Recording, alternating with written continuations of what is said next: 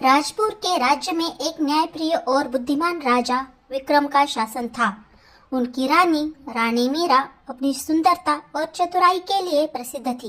एक दिन राजमहल के खजाने से एक अनमोल लाल चुटुक रत्नों का हार अचानक गायब हो गया।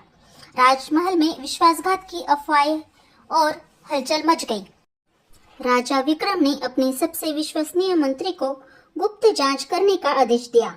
मंत्री ने भेष बदलकर बाजार, धर्मशाला और गली कूचों में जाकर अफवाहें और सबूत इकट्ठा करने के लिए शुरुआत की। उसे पता चला कि चोरी की रात एक मुखौटा पहने चोर को राजमहल के पास देखा गया था, जिसने वहां एक काला पंख गिरा दिया था। मंत्री ने राजा को सारी जानकारी दी और रानी मीरा की आंखों में चमक आ गई। वह उस पंख को पहचानती थी। वह एक दुर्लभ काले कौवे का पंख था, जो उनके पुराने मित्र और अब प्रतिद्वंदी पड़ोसी राज्य के राजकुमार अधीर के पास होता था।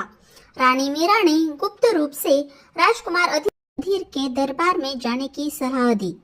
व्यापार के पेश में राजा विक्रम और रानी मीरा वहां गए।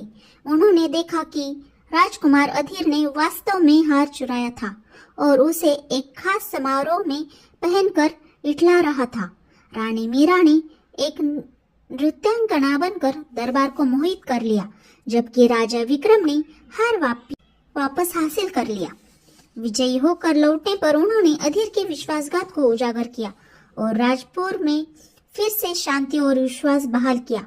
राजा और रानी की चतुराई और एकता की यह कहानी लोक कथाओं में जीवित रही, जिसने सबको यह सिखाया कि सच्चे शासक कभी भी धोखे की छाया में नहीं खोते।